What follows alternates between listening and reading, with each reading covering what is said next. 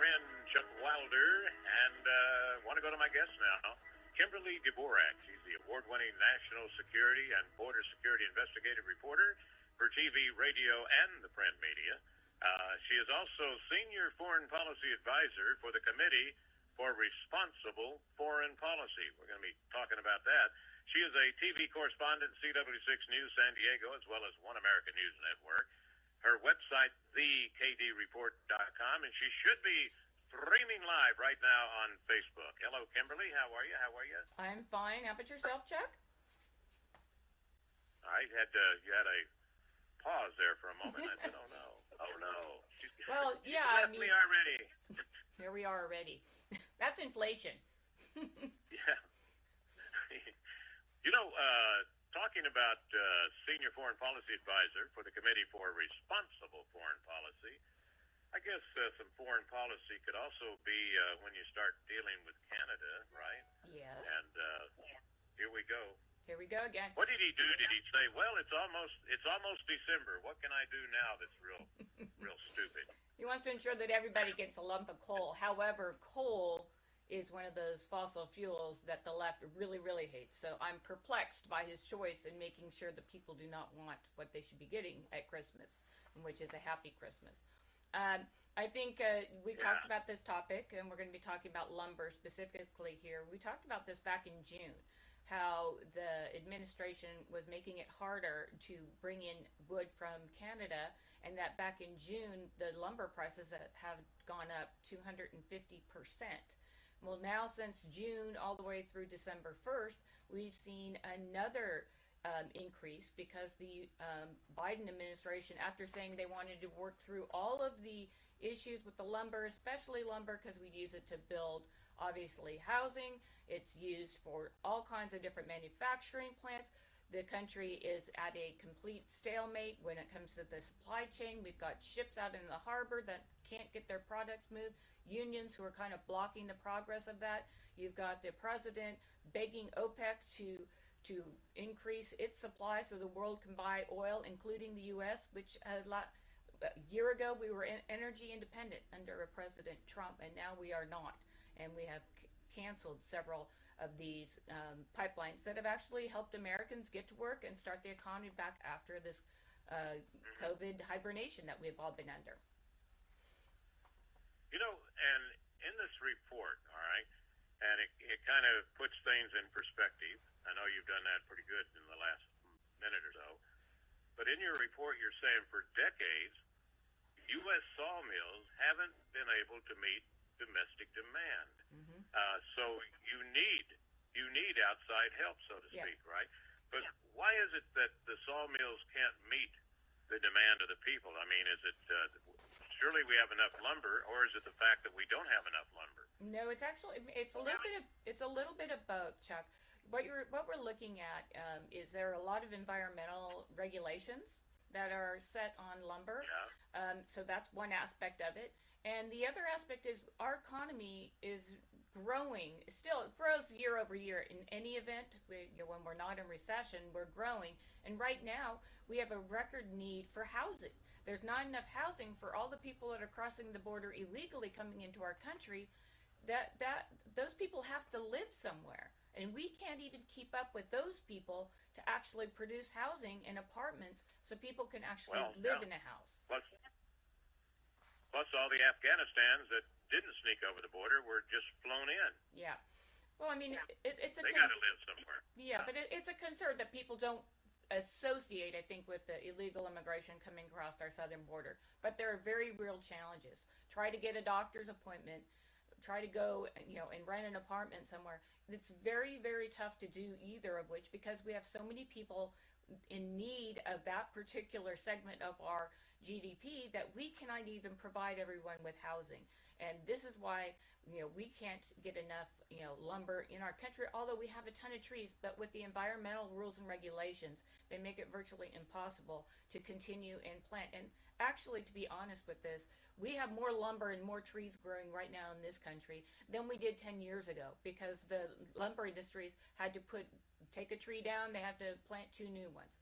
That's been in the process and in are industries of that there's no reason for us to have a shortage here. But again, this is a man-made situation, and the environmental police are out there working on full steam, making sure nobody can catch up with the economy. Speaking of the police, you hear this, don't you? See that? Yep. Yep. Dvorak, Senior Foreign Policy Advisor for the Committee for Responsible Foreign Policy, and trying to get some foreign policy to go our way. Anyway, this Commerce Secretary, Kimberly, Gina, is it Raimondo or Raimondo or nice rolling. Raimondo. Yes. Yeah. Is this? I have no idea who the person is, anything about her. But why do I have this sneaky suspicion that just like all his other, appointees, just really don't seem to fit in the position? Is this lady really? Is she in the same group? Yeah, she would fall under the category.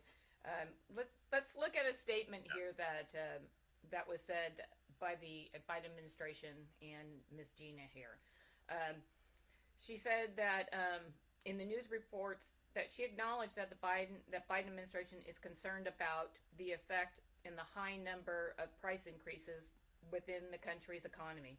We take these issues seriously and relevant data and conduct analysis and identify targeted actions the government or the industry can take to address the supply chain constraints. That was like the biggest sentence. It absolutely said nothing. That's what the Biden administration and the Obama administration before like to use lots of big words, didn't really mean anything. And then Biden, fast forward, says that during his remarks in July that there would be no flipping of the switch for the economy. You couldn't just flip a switch and get the economy working. But he was on it, and they were looking into why the economy was not working to capacity. Then this last week, they decided doubling the tariffs on lumber prices coming from Canada was going to be that flip the switch that was going to help the economy. Of course, that's not going to help the economy. Of course, that's not going to alleviate any of the supply chain efforts, whether it's coming from China, from Canada, from Mexico. None of that's going to be alleviated until the Biden administration actually wants to sit down thoughtfully and look at how we can get our ships that are sitting in the ports, but they can't get anything unloaded. And they promise that your shelves are going to be full when Christmas comes by. Don't worry about it. Your kids are going to be able to get toys. How much are those toys going to cost? They don't let anybody know that because these ships are sitting out there stuffed with goods and products that are made in other countries, not made in the U.S. And even before he put on this trade restriction with Canada, lumber had shot up like crazy. Yeah. People, you think it was a joke. They said, I'm going to make my own ruler. Okay, well, that's going to cost you about $84. What? It's only 12 inches. Yeah, you're looking at about roughly $40,000 that in the cost of lumber, just lumber to be added to each and every house that you're purchasing. I'm talking about single family housing. Now, $40,000 is a pretty big hit on anybody who's building a home or corporations that are building subdivisions and they want to sell these homes to people, young families presumably that would like to buy a house. It's making the entire industry cost prohibitive for the middle class worker. They simply can't afford these added costs. And again, I go back to the point that this is something that we're shooting ourselves in the foot over time and time again. When it comes to lumber, we're doubling the tariff that comes into this country. When it comes to getting goods and products over to the United States and into the supply chain and across the country, we've increased. The Biden administration has increased the gas, a gallon of gas in this country. That hurts the middle class the most. If you think you're going to live in a tent, they were all bought up during COVID when you had to go outdoors. You couldn't sit in a restaurant, and then you have the high wind season now. But in your report, and listener, if you haven't heard this, if you're ready for this, the same month that Commerce revealed its tariff plan, lumber hit a record price of, are you ready? $1,650 per thousand board feet, more than 3 times the level before the pandemic supply shortages began. Yeah. Again, Wow. that number is scary. And you attach that nearly $40,000 onto the house price when people are building a house or corporations are building subdivisions. That cost it just goes right on down the chain. Just like if it costs more money to go to the grocery store and you decide to go out and eat dinner at a restaurant, those prices are also brought down the line and is put off on the customer or the consumer. For anybody who's gone to the grocery store, you can see that the groceries have the spike is every single week it gets more expensive. And it's because these manufacturers, it costs that much more for them to bring this to market that the markets have to, put additional tax on it.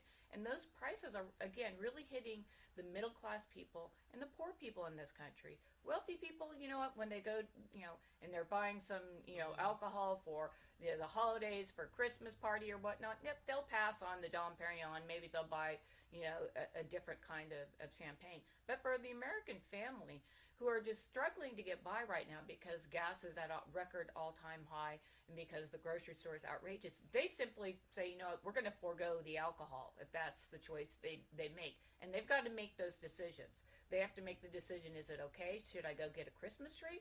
Or I'm going to have to get a smaller one because I can't afford the bigger one, because all of these costs, the increase of getting everything to market is just sitting right there, and in the middle of it are the poor people and the middle class people who cannot afford this. And the Biden administration is just saying, you know what, we're going to have to like it or lump it, and it doesn't matter, you guys are all going to be driving electric cars one day, so let's just, suck it up now and pay high gas prices.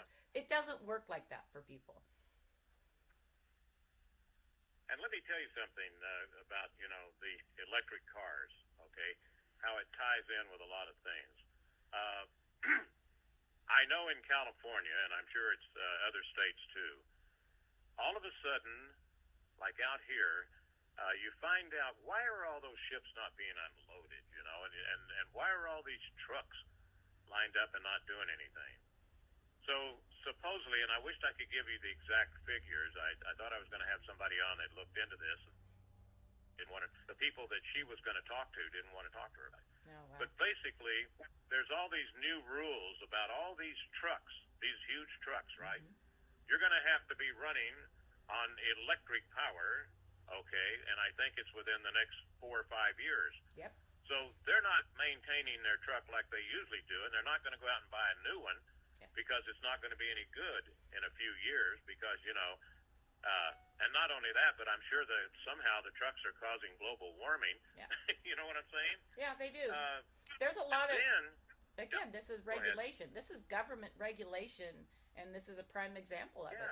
The truck drivers in California, they're under such tight pressure as far as like having, the car pass emissions every year, the truck every year they've got to get emissions tests. Right. And if they don't pass, they can't put that truck on the road. And you're right. Why would you go buy a car or a big truck in a year or two when you know that that's going to not be used too much? And this is kind of a wake-up call, I think, for a lot of Americans, and I think a lot of young people who are taking this crusade, environment above living arguments. This is the cost of it. If they're prepared to start spending $10 a gallon for gas with no electric vehicles on the horizon, because as you and I have discussed a number of times on this show, that the lithium is very, there's only an X amount of supplies of this lithium available. And so it's, they want to have a green economy. We aren't even anywhere near close to having a green economy whatsoever. They're just, it's ludicrous. You would have to, have every 2 miles, electric filling stations for your, electric car. It's not going to happen. It's not going to be there for another 25, 30, maybe 50 years. And young people need to if they want to live their life in a little tiny square footage and work at home and be able to walk to the grocery store, then that's what their life is going to be consumed with.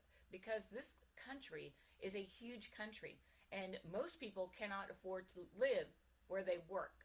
So they have to commute. Not every county in the state of California or every county in the country has a metro system where you can use buses, you can use trains, you can subways. That's just not everywhere. And if you don't live in a city with that, how do you get to work?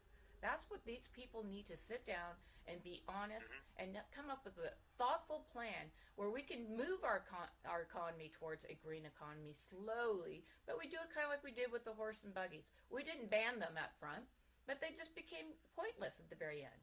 So the young people want everything done yesterday. It needs to be done yesterday. I need that corner office yesterday. I need to make more money yesterday. These people that are going to be running our country in the next 10 years or so, they really need to sit down and come up with a plan that is based in reality, where we can work together with other countries and we can hold China accountable for all of its smog. Because right now we don't. It's funny you mentioned China, because I was going to say, yeah, if you're a truck driver, they're all going to be going to China because that's where the lithium is, see? Yeah. So watch out. There's another thing that just happened in the community that I live in, and I ran across a piece in the local paper that they announced, well, we're no longer going to be building single-dwelling homes in this city.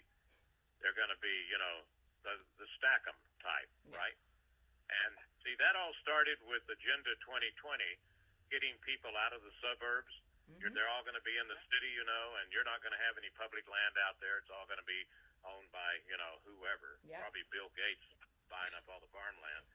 But they call them Stackhams, and that's from Agenda 2020, which also ties into the Build Back Better that came from the UN, which I call Build Back Bankrupt. I mean, my goodness. Yeah. What are they doing to us? What are they doing to us? Again, it's young people who are kind of they're in school. They're actually, we're seeing a lot of the CRT teaching in America's high schools, and they're getting to these kids as middle schoolers.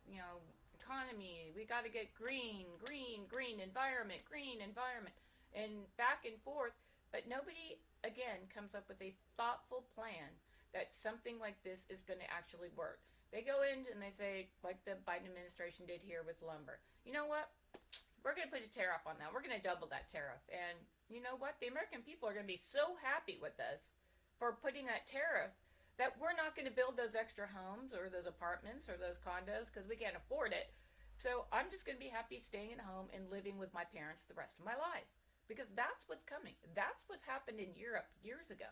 And when you go and you travel to Europe, I've been over there a number of times, and at first I thought, oh my gosh, how nice. The families, they all stayed together, and you had 3 generations all living in the same place, and I thought, wow, that's, they're just really strong when it comes to family. No, there are only X number of places to stay, and so the only choice they have is to move in and stay with their parents, and so on. So now you've got, 3 generations all living together. That's where we are going in this country. Maybe that's what the young generation wants. Who knows? I haven't really spoke to them too much about it, if they like living with their parents the rest of their lives. But that's where we're going, because we're allowing anybody who wants to come into the country via the southern route.